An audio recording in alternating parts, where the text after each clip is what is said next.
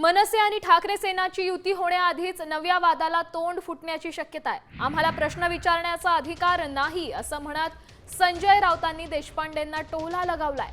काँग्रेस सोबत जाताना कार्यकर्त्यांना विचारलं होतं का असा सवाल देशपांडेंनी केला होता। आपण पाहू शकतोय गेल्या कित्येक दिवसांपासून राजकीय वर्तुळात शिवसेना, ठाकरे गट आणि मनसे या दोन्ही पक्षांच्या युती संदर्भात चर्चा सुरू आहे। त्यावर ठोस अधिकृत काही अजून घोषणा झालेली नाहीये, त्यात हे वादविवाद सुरू झाले। काल जो उत्साह दिसला तो ह्याच्या आधी कधी 1 वर्षापूर्वी नाही दिसला, ह्याच्या पूर्वी 2 वर्षापूर्वी नाही दिसला। 19 वर्ष झाली मनसे स्थापन होऊन, तेव्हा कधी उत्साह वाटला नाही। हल्लीच का तो उत्साह वाटायला लागला, याचा कधी विचार करणार आहोत की नाही आपण? अचानक उत्साह का वाटायला लागला, अचानक बॅनर का लागायला लागले? हेच संजय राऊत 4 महिन्यापूर्वी आम्हाला बोलले की बाळासाहेबांचा फोटो का लावतात, ते आमच्या मुनातने लावलेले तेव्हा, बरोबर ना? मग तेव्हा 4 महिन्यापूर्वी अचानक विचार बदलण्याचं कारण काय? अचानक सकारात्मक सगळे झाले, कारण काय? कोण काय बोलताय त्याच्यावरती आमच्या भूमिका ठरणार नाही। उद्धव ठाकरे आणि राज ठाकरे ह्या 2 प्रमुख नेत्यांमध्येच जो संवाद आहे बरं का, किंवा जो संवाद होणार आहे त्याच्यावर भूमिका ठरते। 20 वर्षापूर्वी, 19 वर्षापूर्वी, 18 वर्षापूर्वी आम्ही सुद्धा काँग्रेसबरोबर नव्हतो, पण महाराष्ट्राची गरज म्हणून 2019ला आम्ही एकत्र आलो। भारतीय जनता पक्षाने केलेल्या बेईमानीविरुद्ध आम्ही एकत्र आलो। मनसे ठाकरे सेना युती होणार असल्याची शक्यता वर्तवण्यात येते। मनसे नेते संदीप देशपांडेंचं सूचक ट्विट आहे, ज्यात राजकीय चर्चांना त्यामुळे उधाण आलंय। राज ठाकरेंच्या जुन्या भाषणाची एक क्लिप त्यांनी ट्विट केली आहे। राज ठाकरे हा स्वतःसाठी किंवा पक्षासाठी नाही, मराठी माणसासाठी म्हणून कोणाच्याही पायासाठी ही मराठी माणसासाठी। पण मुंबई महाराष्ट्रापासून स्वतंत्र करण्याचा जर डाव घेतला तुम्ही हातामध्ये तर मी पायही छाटेन। पुढची बातमी पाहूयात। अजित पवारांनी मुख्यमंत्री व्हावं यासाठी मिटकरींनी पुन्हा एकदा विठ्ठलाचं त्याच्याकडे साकडं घातलंय। पुढच्या वर्षी विठ्ठलाची शासकीय महापूजा अजित पवार यांच्या हस्ते मुख्यमंत्री म्हणून व्हावी असं साकडं आमदार अमोल मिटकरी यांनी घातलंय। तर माळेगाव कारखान्यात अजितदादांचं पॅनल विजयी व्हावं अशी इच्छाही त्यांनी या ठिकाणी व्यक्त केली। माळेगाव सहकारी साखर कारखान्याची जी चुरशीची निवडणूक होते आहे असं दाखवलं जातं आहे, ती निवडणूक अजितदादा प्रचंड मताधिक्यानं जिंकून गोरगरिबाला, कष्टकऱ्याला न्याय देण्याकरता जे प्रामाणिक प्रयत्न करत आहेत त्यांच्या हाताला बळ येवो। शासकीय महापूजा पांडुरंगाची अजितदादांच्या हस्ते पुढच्या वर्षी सपत्नीक घडो आणि महाराष्ट्राचा शेतकरी हा ओला दुष्काळ असेल, कोरडा दुष्काळ असेल, या आसमानी सुलतानी संकटात न अडकता त्याला त्याची भरभरून आबादानी हो, हेच साकडं आणि प्रत्येकाच्या परिवाराला पांडुरंगाने सुखासमाधानानं आशीर्वाद द्यावा आणि या महाराष्ट्रावर कुठलंही संकट येऊ नये हे साकडं मी पांडुरंगाला घातलं। पुढची बातमी पाहूयात। शेतकरी कर्जमाफीबाबत योग्य वेळी योग्य निर्णय घेतला जाईल। दिलेला शब्द सरकार फिरवणार नाही। नियम आणि निकषानुसार कर्जमाफीचा निर्णय होईल असं स्पष्टीकरण मुख्यमंत्री देवेंद्र फडणवीस यांनी दिलंय। मी या संदर्भात अतिशय सविस्तर सांगितलेलं आहे। कर्जमाफी कधी करायची या संदर्भातल्या काही त्याचे नियम आहेत, त्या संदर्भात त्याची एक पद्धती आहे। या सरकारने दिलेला एकही शब्द हे सरकार फिरवणार नाही। उचित वेळी योग्य वेळी हा निर्णय देखील राज्य सरकार निश्चितपणे घेईल। पुढची बातमी पाहूयात। राज्यभरात पावसानं काहीशी विश्रांती घेतली आहे, मात्र आज कोकण, ठाण्यात पावसाचा येलो अलर्ट जारी करण्यात आलाय। मराठवाडा, विदर्भातही पावसाची शक्यता वर्तवण्यात आली आहे। या ठिकाणी वादळी वाऱ्यासह पावसाचा अंदाज व्यक्त करण्यात आलाय।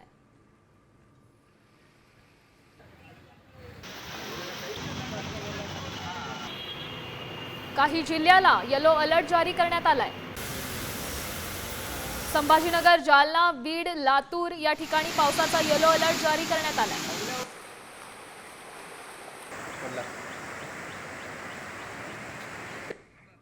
आता वळूयात युद्धासंदर्भातल्या बातम्यांकडे।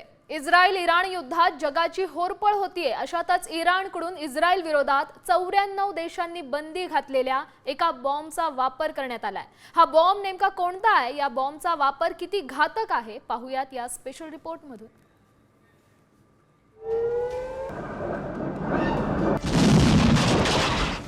इस्रायल इराण मधील तणाव दिवसेंदिवस वाढत चाललाय.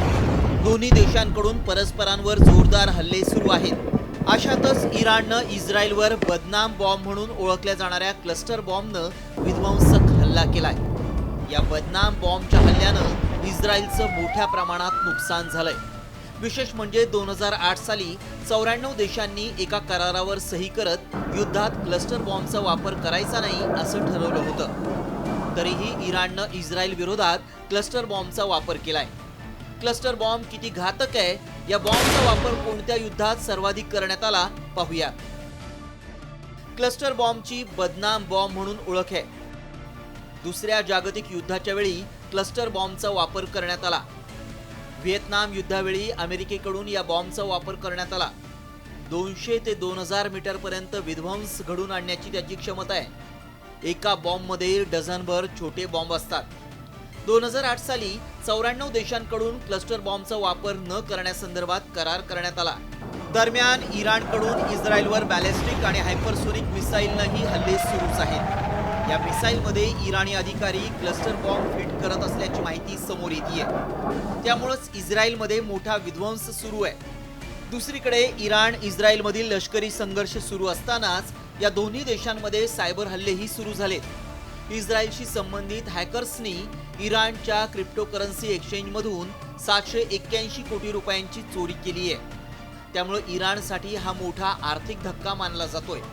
त्यामुळे हे युद्ध आता क्षेपणास्त्रांपुरताच मर्यादित राहिलेलं नसून त्याची व्याप्ती आता सायबर युद्धापर्यंत गेली आहे. रिपोर्ट साम टीव्ही न्यूज. भारत ग्लोबल साऊथचा आवाज आहे. भारतासारख्या देशांनी जागतिक शांततेसाठी पुढाकार घ्यावा. भारताने इस्रायलवर दबाव आणला पाहिजे, असं भारतातील इराणचे उपराजदूत मोहम्मद जावेद होसेनी यांनी म्हटलंय. इराण इस्रायल यांच्यात सुरू असलेल्या लष्करी संघर्षाच्या पार्श्वभूमीवर भारताने इस्रायलकडून होणाऱ्या हल्ल्यांचा निषेध केला पाहिजे, असंही त्यांनी म्हटलंय.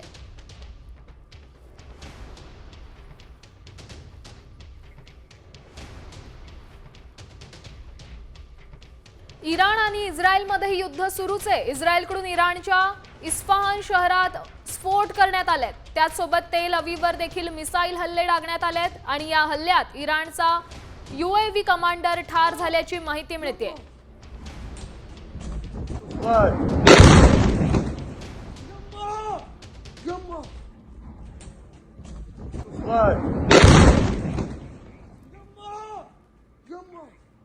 आता महत्त्वाची बातमी पाहूयात. बातमी आहे जगातील सर्वात मोठ्या दरोड्याची. हा दरोडा साधा सुद्धा नाहीये, तर चक्क तुमची अत्यंत खासगी माहिती यात चोरली गेली आहे. फोर्ब्सच्या हवालात एक धक्कादायक खुलासा झालाय. जगातील 16 अब्ज लोकांचे ॲपल, गुगल अकाउंटचे पासवर्ड्स लीक झालेत. इतिहासातील ही सर्वात मोठी डेटा चोरी असून हा सर्व डेटा ऑनलाईन विक्रीसाठी उपलब्ध करून दिल्याचा धक्कादायक दावा करण्यात आलाय. पासवर्ड चोरी होणं ही काही छोटी बाब नाहीये, त्यामुळे अनेक धोके उद्भवू शकतात. म्हणूनच आता गुगलने त्यांच्या अब्जावधी युजर्सला त्यांचे अकाउंट्स पासवर्ड तात्काळ बदलण्याचा आणि पासकी वापरण्याचा सल्ला दिलाय. मोठ्या प्रमाणात पासवर्ड्स लीक होण्याची अनेक इन्फोस्टेलर मालवेअर जबाबदार असल्याचा दावा देखील यात करण्यात आलाय. दरम्यान तुम्ही काय काळजी घ्यावी पाहूयात. तात्काळ तुमच्या अकाउंटचा पासवर्ड बदला. अकाउंटसाठी 2 स्टेप व्हेरिफिकेशन फीचर वापरा. पासवर्ड ऐवजी पासकी वापरणं अधिक सुरक्षित आहे.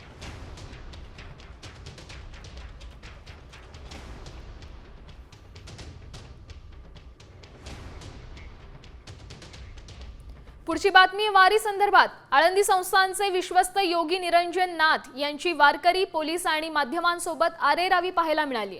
पुणे मुक्कामाच्या विठ्ठल रुक्मिणी मंदिरात या आरेरावीचा प्रकार समोर आलाय. देवाचे रखवालदार स्वतःला देवाचे मालक समजतायत का, की ज्ञानेश्वरी कुणाला उमगली आहे असा प्रश्न पडतोय.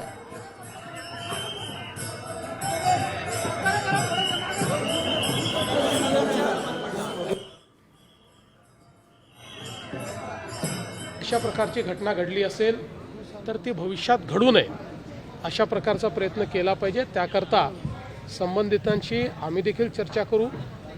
अनेक वेळा स्ट्रेसमध्ये, टेन्शनमध्ये अशा प्रकारच्या गोष्टी घडतात, पण त्या घडू नयेत. त्यामुळे आपणही मनावर घेऊ नका. पुढे घडू नयेत अशा प्रकारचा प्रयत्न आम्ही देखील त्या संदर्भात करू. पुढची बातमी पाहूयात. 1 लाख किमतीची स्कूटी आणि 14 लाख किमतीचा नंबर. हो, तुम्ही अगदी बरोबर ऐकलंय. छंद ही मोठी गोष्ट असून छंदासाठी लोक काहीही करायला तयार होतात. त्याचंच हे एक जिवंत उदाहरण आहे. हिमाचल प्रदेशमधील तरुण संजीव कुमारनं 1 लाख रुपयांच्या स्कूटीसाठी 14 लाख रुपयांचा नंबर खरेदी केलाय. इतके पैसे देऊन संजीवने स्कूटीसाठी HP21C0001 हा क्रमांक मिळवलाय. परिवहन विभागाच्या ऑनलाईन लिलावात फक्त 2 बोलीदार सहभागी झाले होते. दुसरा बोली लावणारा सोलन जिल्ह्यातील होता, ज्याने 13.5 लाख रुपये देऊ केले. परंतु संजीव कुमारनं पूर्ण 14 लाख रुपये देऊन ही बोली जिंकली. हिमाचलच्या संजीव कुमारनं 14 लाखांचा VIP नंबर घेतलाय. HP21C001 संजीव कुमारच्या या स्कूटीचा VIP नंबर आहे. स्कूटीची मूळ किंमत ही 1 लाख तर स्कूटीचा नंबर 14 लाखांचा आहे. स्कूटीच्या नंबरसाठी आतापर्यंत देशातील सर्वात महागडा लिलाव झालाय. ऑनलाईन लिलावात 13.5 लाखांची दुसरी महागडी बोली झाली होती.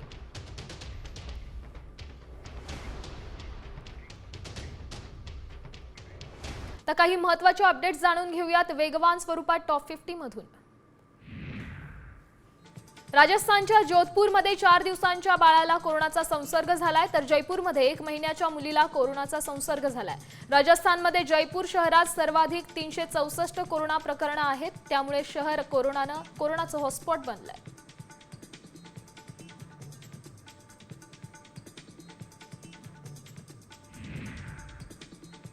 जागतिक योग दिनाच्या निमित्तानं अमरावतीत जलतरण केंद्रात पाण्यामध्ये योग करण्यात आलाय. प्रवीण आखरे यांनी आपल्या योग कौशल्याच्या जोरावर इंडिया बुक ऑफ रेकॉर्ड्ससह एशिया बुक ऑफ रेकॉर्ड्समध्ये नाव नोंदवलंय. त्यांनी 22 मिनिटं 52 सेकंदात पाण्यावर तब्बल 50 योगासनं सादर करून स्वतंत्र विक्रम प्रस्थापित केलाय.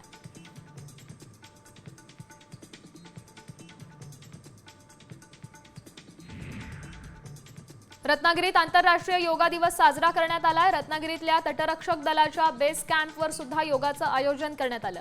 तटरक्षक दलाचे विविध अधिकारी या योगा दिनात सहभागी झाले होते. दरम्यान योग प्रशिक्षकांनी आधुनिक जीवनातील योगाचे फायदे देखील सांगितले.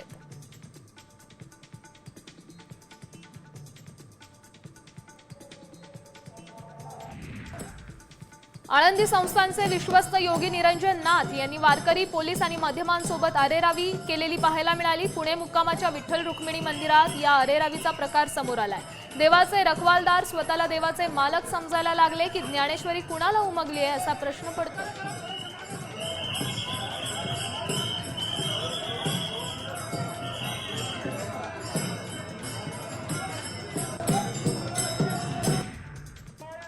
संत ज्ञानेश्वर महाराज आणि संत तुकाराम महाराजांच्या पालख्या आज पुण्यात मुक्कामी असणार आहेत. काल रात्री पालख्यांचं पुण्यात आगमन झालंय. पुणे महापालिका आणि पुणे पोलीस प्रशासनाकडून पालखी जय्यत तयारी करण्यात आली.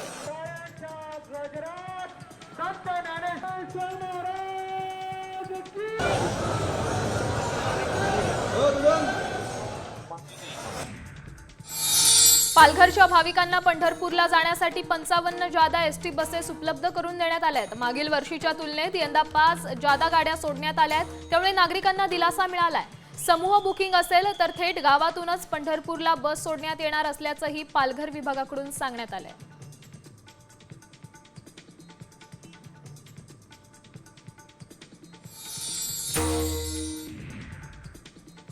रत्नागिरी ते पंढरपूर अशी सायकल वारी निघाली आहे. रत्नागिरी येथील प्रतिपंढरपूर श्री विठ्ठल मंदिरातून या वारीला सुरुवात झाली आहे. रत्नागिरी ते पंढरपूर हा 300 किलोमीटरचा प्रवास 2 दिवसात हे सायकल वारकरी पूर्ण करणार आहेत. 22 जूनला भागवत एकादशीच्या दिवशी सायकल रिंगण सोहळा आणि संमेलन रंगणार आहे. रामकृष्ण हरी, रामकृष्ण हरी.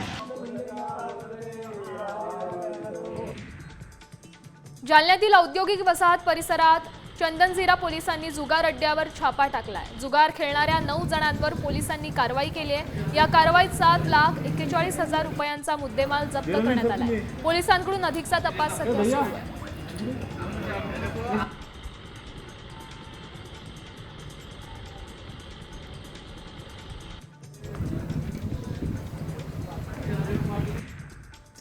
वाशिमच्या मानोरा पोलीस ठाण्यात बनावट खत प्रकरणी दिनेश चव्हाण या आरोपी विरोधात गुन्हा दाखल करण्यात आलाय।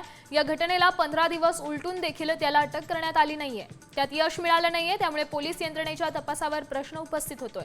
दरम्यान कारपामध्ये एका गोठ्यावर छापा टाकून बनावट खतांचा साठा जप्त करण्यात आलाय। 1470 मध्ये विकायचं त्याने ठरवलं। लातूरच्या एमआयडीसी पोलीस ठाणे हद्दीतील एका अल्पवयीन मुलीवर लैंगिक अत्याचार केल्याची घटना उघडकीस आली आहे। पीडित मुलीला आरोपीने बार्शी येथील एका लॉजवर नेऊन अत्याचार केला, तर या प्रकरणी पीडितेच्या आईच्या तक्रारीवरून पोलीस ठाण्यात गुन्हा दाखल करण्यात आलाय। दरम्यान या प्रकरणी 3 आरोपींवर लातूरच्या एमआयडीसी पोलीस ठाण्यात गुन्हा दाखल करण्यात आलाय।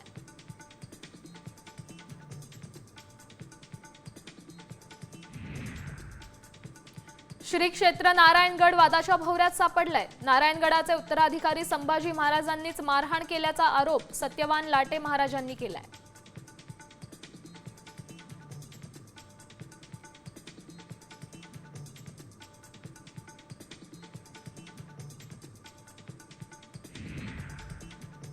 छत्रपती संभाजीनगरच्या मुकुंदवाडीमध्ये गुरुवारी रात्री एका तरुणाचा खून झालाय। खून प्रकरणातील 5 आरोपींना पोलिसांनी अटक केली आहे। सध्या या घटनेतील दोन्ही जखमी मृत्यूंशी झुंज देत आहेत। मात्र खुनासह अॅट्रॉसिटी कायद्यानुसार दाखल गुन्ह्यात 5 आरोपींना जिल्हा न्यायालयानं तांत्रिक मुद्द्याच्या आधारे जामीन मंजूर केलाय।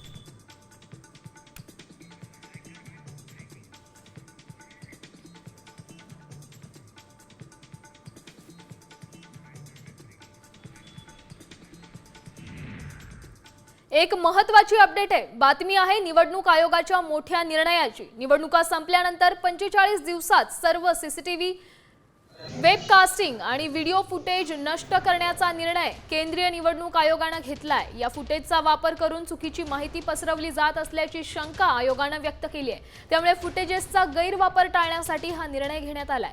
दरम्यान निवडणूक निकालाला कुणी न्यायालयात आव्हान दिलं तर हे फुटेज नष्ट करता येणार नाही।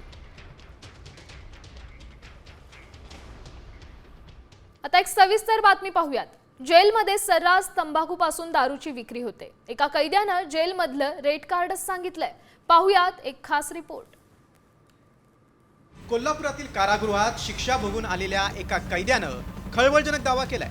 तुरुंगात कैद्यांना व्हीआयपी सुविधा मिळत असल्याचा आरोप या कैद्यानं केलाय। जेलमध्ये तंबाखू, बीडी आणि दारू सारख्या सर्व वस्तूंची विक्री होते आणि यासाठी 5 पट रेट आकारून या सुविधा पुरवल्या जात आहेत असा दावा या कैद्यानं केलाय। या आरोपीने थेट जेलमधलं रेट कार्डच सांगितलंय। जेलमध्ये रेट सर्वसाधारण जर चिकन खायचं झाले तर 88 रुपये किलो कांदा आणि तंबाखुडी खायची इच्छा झाली तर 500 रुपयाला एक। अजून खायची वस्तू म्हटलं तर फरसाना 50 रुपयाला अर्धा किलो बाहेर असेल तर आत 150-110 रुपये असा असतो। चिरमुर 100 रुपये अर्धा किलो आणि बाकीच्या सगळ्या गोष्टी डबल रेटमध्ये मिळतात।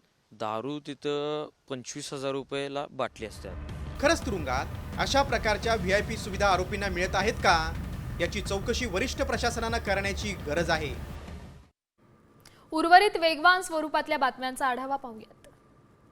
देवगड तालुक्यात नरिंगणे येथे बस आणि रिक्षाचा अपघात झालाय। रिक्षा चालकाचा ताबा सुटून बसला धडक बसली आहे। या अपघातात 4घांचा जागीच मृत्यू झालाय तर एक प्रवासी गंभीर जखमी झालाय। जखमींना रुग्णालयात दाखल करण्यात आलंय। राज्यभरात पावसानं काहीशी विश्रांती घेतली आहे, मात्र आज कोकण, ठाण्यात पावसाचा येलो अलर्ट जारी करण्यात आलाय। मराठवाडा, विदर्भातही पावसाची शक्यता वर्तवण्यात आली आहे। या ठिकाणी वादळी वाऱ्यासह पावसाचा अंदाज व्यक्त करण्यात आला आहे।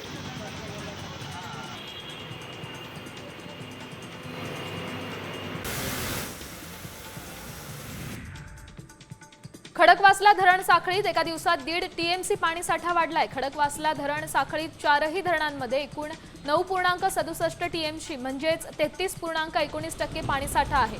खडकवासला, पानशेत, वरसगाव, टेमघर या 4ही धरण परिसरात समाधानकारक पाऊस पडतोय, त्यामुळे सध्या पाणीसाठा चांगला वाढलाय।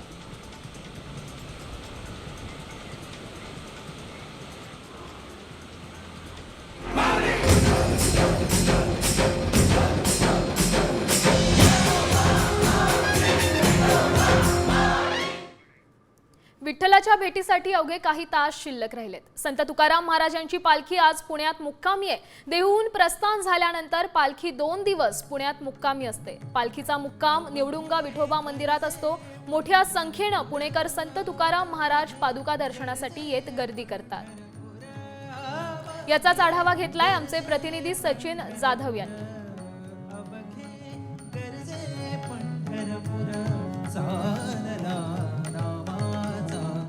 देहूहून प्रस्थान झाल्यानंतर संत तुकाराम महाराजांची पालखी पुण्यामध्ये मुक्कामी आहे। 2 दिवसाचा पुण्यात मुक्काम असतो, त्यातला आज खरं तर दुसरा दिवस आहे। काल रात्री पालख्या या ठिकाणी पुण्यातील नानापेठेत असलेल्या निवडुंगा विठोबा मंदिरामध्ये मुक्कामी आहेत। त्या ठिकाणी पादुका ठेवण्यात आलेल्या आहेत आणि त्याच्या दर्शनासाठी एकूणच आपण पाहतोय की मोठ्या संख्येने भाविक जे आहेत ते 24 तास या ठिकाणी दर्शन सुरू ठेवल्यामुळं दर्शन सेट आहेत। पुण्यातील पोलीस प्रशासन असेल, महानगरपालिका प्रशासन असेल, दोन्हीकडून जय्यत तयारी जी आहे ती पुण्यामध्ये करण्यात आलेली आहे। फुलांनी मंदिर सजवण्यात आलेलं आहे। एकूणच आपण पाहतोय की पुण्यामध्ये 2 दिवस पालख्या राहिल्यानंतर मोठ्या प्रमाणात पुणेकर जे आहेत ते पालख्यांचं दर्शन घेण्यासाठी येत असतात। आता पुण्यातील निवडुंगा विठोबा मंदिरामध्ये संत तुकाराम महाराजांच्या पालखीच्या दर्शनासाठी ही रांग जी आहे ती झालेली आपल्याला पाहायला मिळते। एकूणच या ठिकाणी मोठ्या संख्येने पोलिसांचा बंदोबस्त आहे, CCTV आहेत, सर्व सुरक्षेची काळजी जी आहे ती या ठिकाणी घेतली जाते। कॅमेरामन किरण काजळेसह सचिन जाधव, साम TV न्यूज, पुणे।